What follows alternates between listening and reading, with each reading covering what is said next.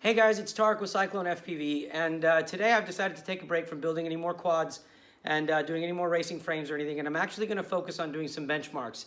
And right behind me, what you can see back here is the rcbenchmark.com. It's their benchmarking system, and I'm going to use that today to get some pretty good readings on 4 different motors that we're going to try. So I've got my list of motors that I'm going to be using, and today's motors are going to be the Tiger motor, the F80 by Tiger. I'm going to be using the 2500 kV motor from them. I'm going to be using the Emax RS2205 S series. That's going to be the 2300 kV motor from them. I'm going to use the Brother Hobby, the Returner 2205 2800 kV motor. And then finally, the 4th motor is going to be the DYS Fire 2600 kV. So I'm going to benchmark all 4 motors. And I'm going to hopefully give you guys some pretty awesome readings that you can use when you're designing your own next quad, or when you contact me needing a quad, or whatever it may be. The purpose of doing this is to just put information out there. I've got the resources to do it, and I've got the time to do it right now, so I figured it'd be a great help for anybody else that's needing that information. As far as props goes, I was actually going to start with 4 props, but I'm bumping it up to 7. And here's the list of the props I'm going to use. I'm going to use the Butter Cutter 5x5x3s, the Racecraft 5051 TCS, and then I'm going to start scaling it a little bit, and I'm going to go to, these are going to be 2-blade props. We're going to go with the Diatone 3545 bullnose, the Hobby King 4050 bullnose, the Hobby King 5050 bullnose, and the Gemfan 5046 bullnose, and the Gemfan 5045 bullnose. So we've got 7 props, we've got 4 motors, and one of the things I've decided to do on this to make sure that we keep an accurate reading is, and I'll show you this here. Let me see if I can turn this camera just a little bit and kind of angle this down. And let's see if I get this. Okay, so what you've got right here, I've got brand new, these are Sugar Rush 4S 1500 batteries. Each one is charged to 16.7. And what I'm doing is every time I change a propeller on the motor, I'm going to use a brand new battery. That means that all your readings are going to be identical as far as the battery, the power going to each motor. It's going to be the same. So I'll start with the Racecraft, let's say. I'll use battery number 1. I'm going to use it for a total of maybe 12 seconds. Once it's done, I'm going to take it off and switch to the Butter Cutter. I'll use another brand new battery. So I've got 7 batteries fully charged lined up. I've got the props ready to go. I've got your 4 motors right here. And just a couple tools for me to use, and the battery meter just to make sure we're getting 16.7. So the idea here is pretty simple. If I'm going to tell you guys I want to do this for y'all, and I want to put some information out there, I've got to make sure that the information is unbiased. I've got to make sure that the conditions are the same for each motor and each prop, and I've done my best to do that. I've contacted the guys at rcbenchmark.com.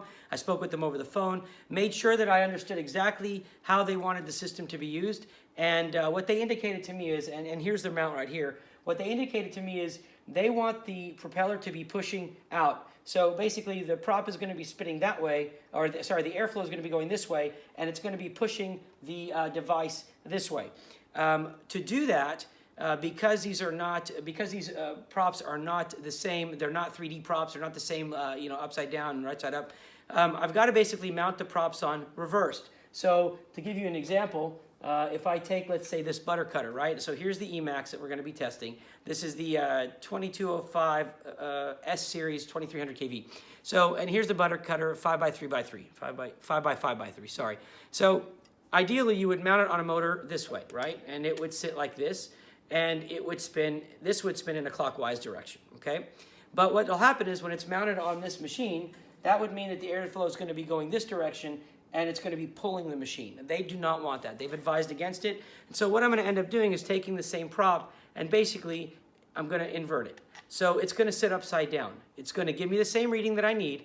It doesn't really affect the prop or the motor or anything else as far as readings go, but it's going to end up pushing the same direction. The motor's going to spin the same direction, but it's going to be pushing outward, and thus giving me the reading the way that rcbenchmark.com recognizes to do it, or recommends to do it, I mean. So that's going to be basically the gist of it. I've got to give a shout out in this video to 2 people, or to 4 people, but 2 different groups. First, my buddy Dave. He's been helping me a lot, giving me some advice on different videos to do and things to do. And he's also one of the test pilots for my quads. Dave, thanks a lot, man, for all your help. And the second shout out is to my 3 sons, Ashton, Landon, and Jaden. I put little Lego figures here my son Jaden, he's 6 years old. He loves Legos. He's not with me today. I wish he was. And all my boys, they have really put up with me doing this and helping me out as I get started in this. So guys, thanks a lot for all your help. My boys, I love y'all very much. And you're going to see these Lego guys popping up in my videos here and there now. So Jaden, you can watch out for them and tell your friends. Anyway, so I'm going to get right to it. I'm going to start with the Emacs.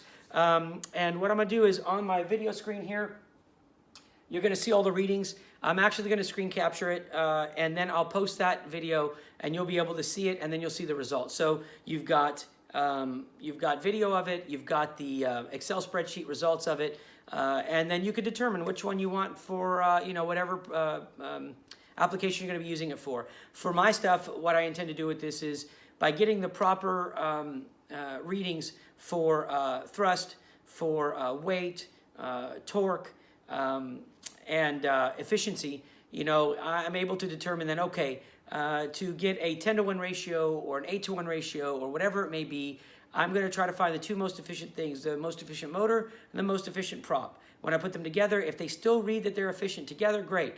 One may need more torque, one may need more pitch. We're going to figure it out. But then I'm going to design the new racing quads behind this and at least be able to match up the best motors and give my opinion as to why I believe this combination is best. So without wasting any more of your time, guys, I'm going to jump into it. That's my introduction on this one.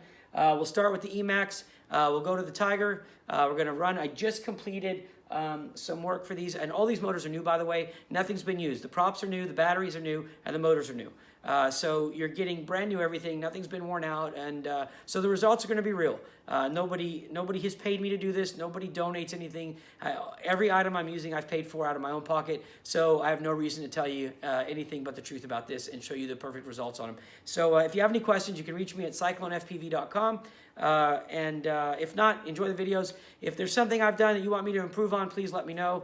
If you want to see a video on a specific item, whether it's a flight controller, a PDB, a VTX, a camera, I stock, I'll turn this camera here just real quickly and pan it. I stock probably 1,000. You can see them all back here. I got about 1,000 flight controllers in stock. I've got about 2,000 motors. I've got about $100,000 worth of parts in here to be able to test for you guys. And I do that for the sake of building the best quad that I can build, designing the best quad, cutting it myself, doing it all by hand, and then also being able to test every product that's out there. So when I say this is the best one, I believe I've tested it against things I've paid for, not something somebody's given to me where I may feel a little inclined to be a little biased towards them. So if there's anything you need, whether it's a Maytech board tested or diagrams or a rating on it, let me know. I've got everything in stock, and if I don't have it, I'll order it so I can get you the best video possible. Other than that, guys, thanks a lot for your time, and I'll see you guys soon with another video. See ya. Bye.